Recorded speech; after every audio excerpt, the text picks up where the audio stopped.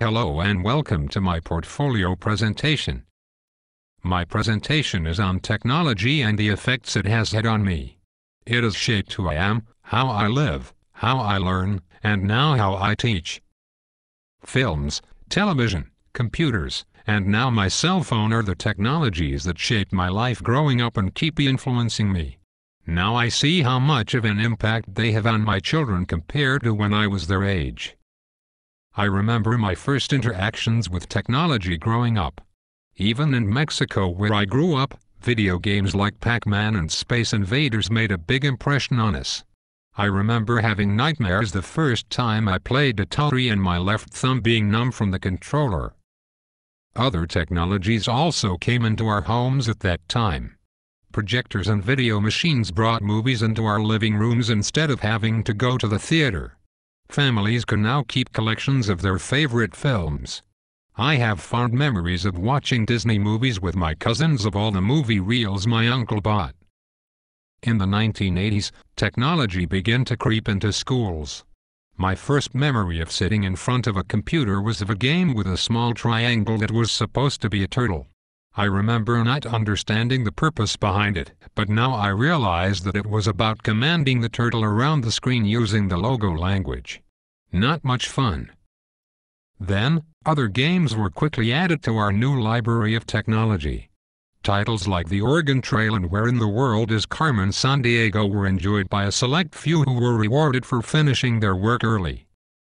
Even back then, schools could not keep up with the technology we were using at home. The LTT program has helped me look back at my school career and personal life to evaluate who I am, how I learn, and how I teach. I love pop culture and I tend to have endless amounts of useless information in my brain. Instead of having it go to waste, I try to find ways to use it as much as possible. Here's a quick example of how I use it in my personal life.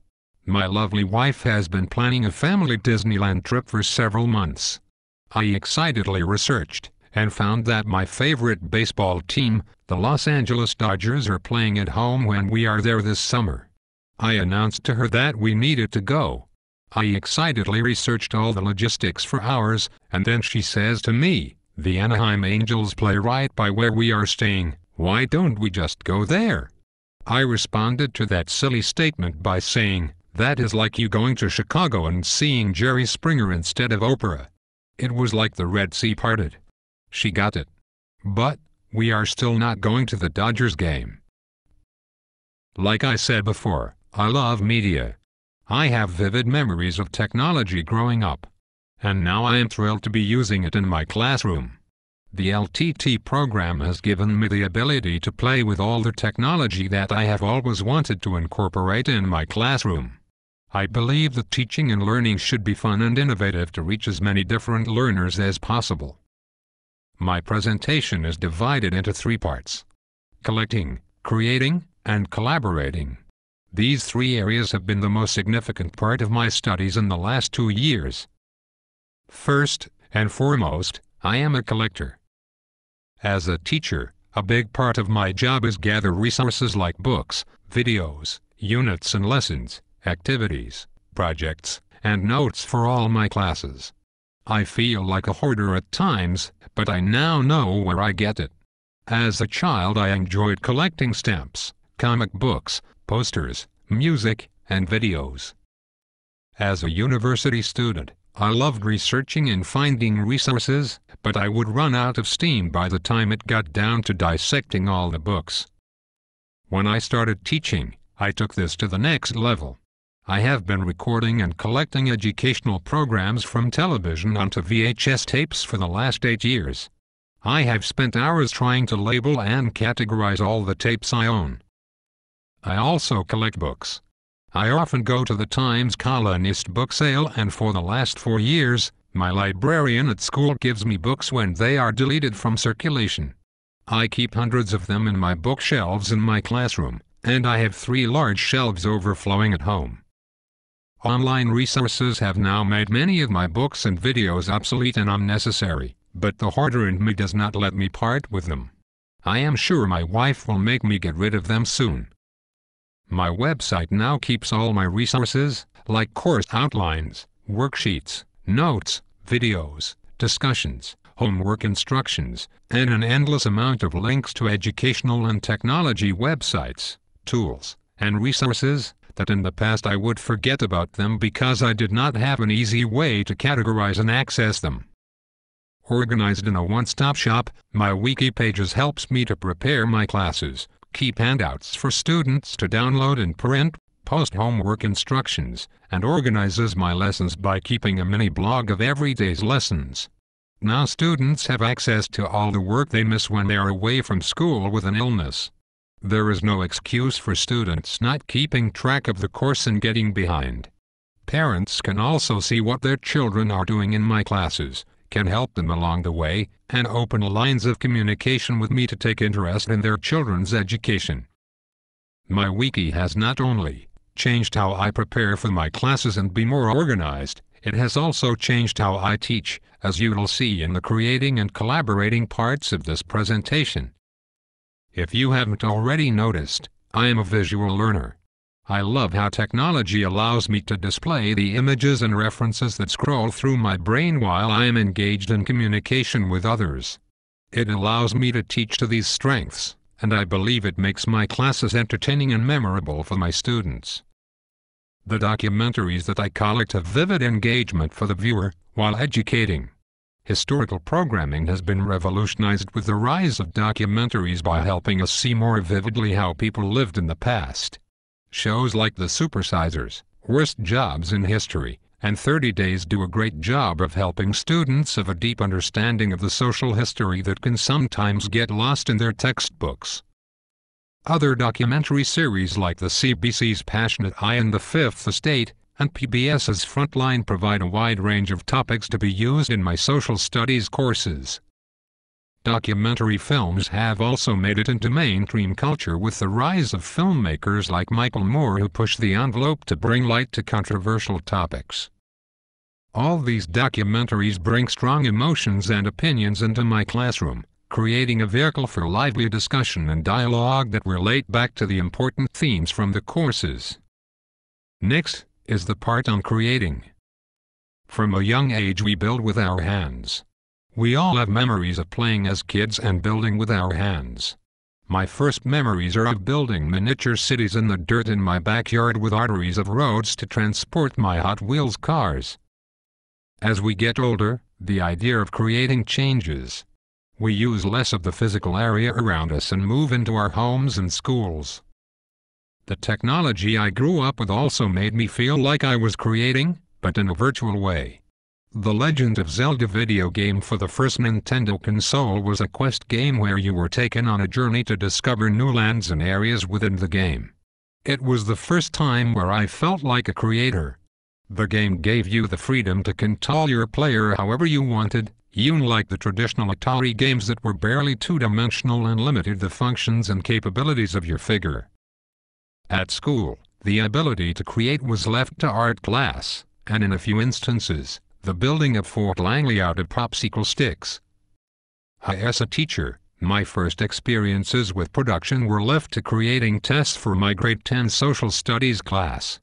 During my internship, I had the biggest smile on my face when I handed out my first test. I was such a great feeling that for the first time in my life, I wasn't the one taking the test. I also started using technology at this time. I spent hours creating overhead notes for a projector. I hated the heat that came off the clunky machine, and the loud noise emanating from the fan. I also melted plenty of overhead paper on the printer at school before I got the hang of it.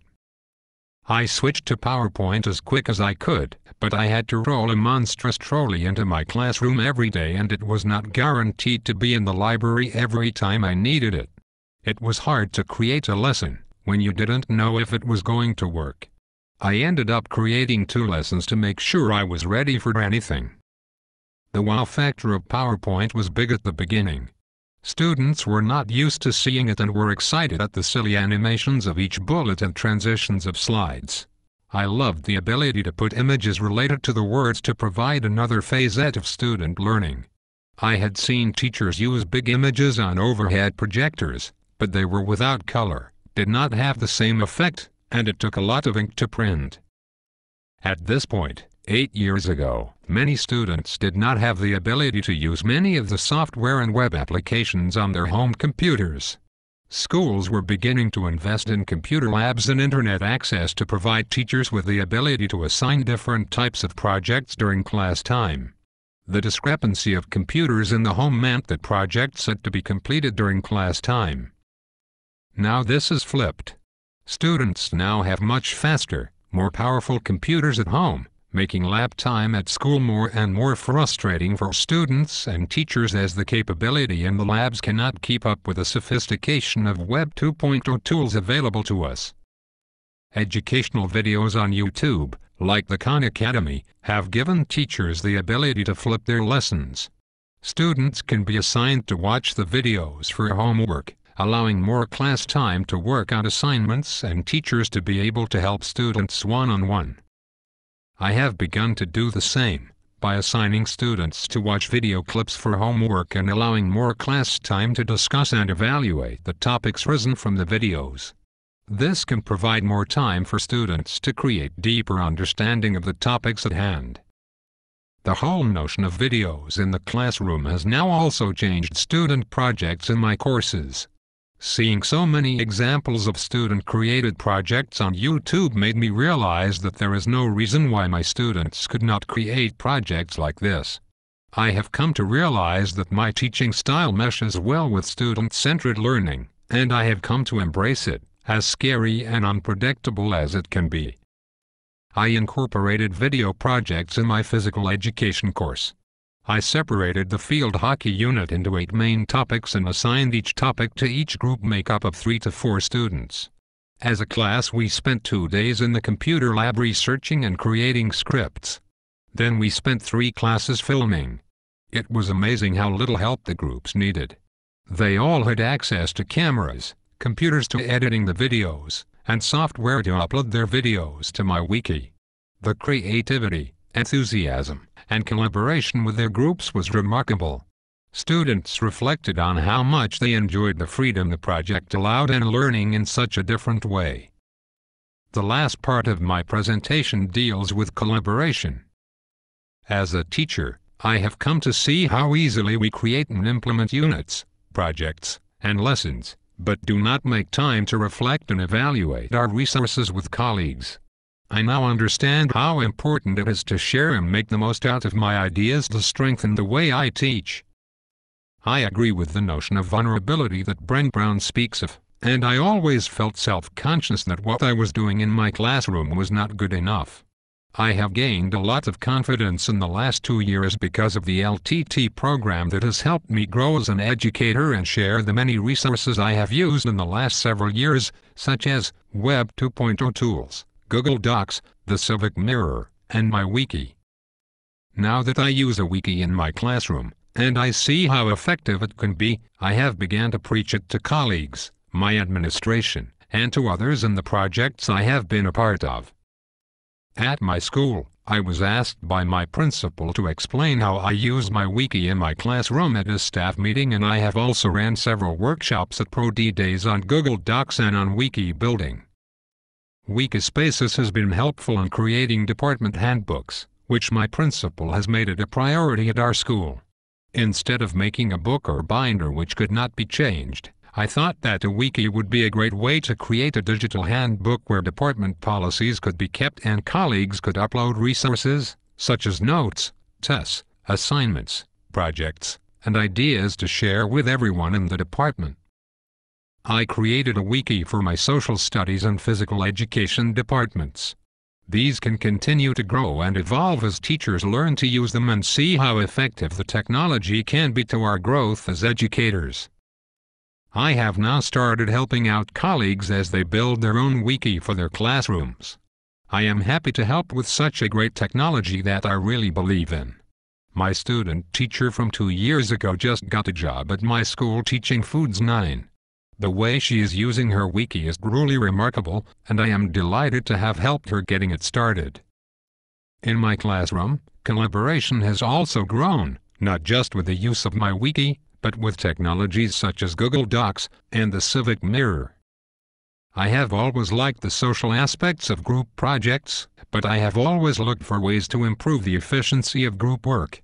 Google Docs has allowed students to share their work, add and edit a project in real time, and keep it in an online space, making it easy to retrieve and share with classmates. For example, I have used Google Docs effectively when assigning Canadian political parties group presentations. Students can easily organize the topics each member will research and add to the presentation. Then, in real time, each can add slides to their presentation with information, and each member can view it, provide feedback, and help edit the slides. In the past, one student would have the tedious job of editing the whole project and let others off the hook to get involved and see the whole project through. Google Docs has provided for more communication within groups and the ability to work together to share their ideas and be more involved through the whole process. Next, the Civic Mirror uses student-centered learning and constructivism to change classrooms into countries. The software licenses comes with student workbooks that guide students to take control of their learning, work together, and facilitate the lessons to create a country with a constitution, government system, judicial system, economy, elections, and their own families to take care of. The Civic Mirror is driven by the idea that students need to be active in their learning to gain interest and feel motivated to know more.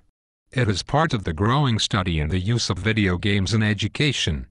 Gurus in the field like James Paul G. conclude that the storylines, missions, and scenarios, along with the problem-solving skills associated with video games, is what attracts and holds the attention of players. These ideals can be applied to applications designed for education to help students gain interest, obtain a deeper understanding, and create long-term memory of coursework. In addition, the communication and collaboration within the classroom involved in the Civic Mirror also enhances the learning taking place. It was easy to observe how much better students understood the Canadian parliamentary system than in years past, from their experiences creating political parties, holding election campaigns, balloting, and setting up a parliamentary session in the class to create laws for their newly formed country. James Paul G. has a great quote.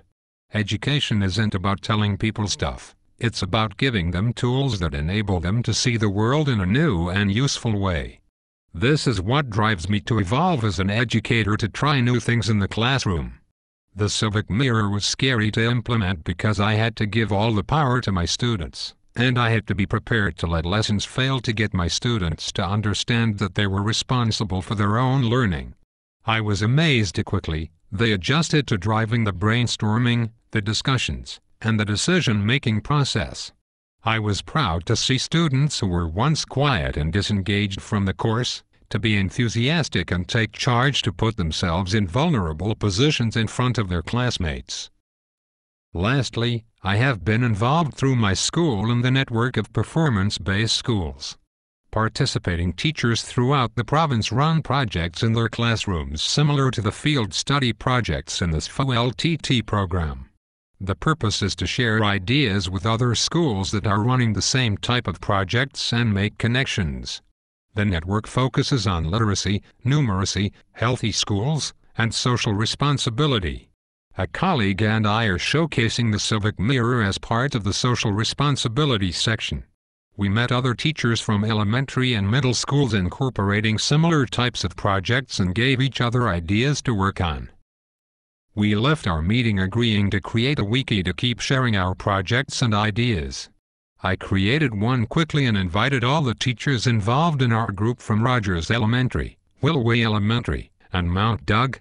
Now we have a place to continue our dialogue and update our progress. It is amazing how far wiki's have taken me in the last year. They have been a big part of all the collecting, creating, and collaborating that I have done as an educator. I am excited because they are transforming how I plan my student projects, discussions, organization, and even helping me think more about how my students learn. There is much more play in my classroom, not only from the technology being used, but because of the ideas being generated from it and because my students' enthusiasm and curiosity is driving a lot of the learning taking place.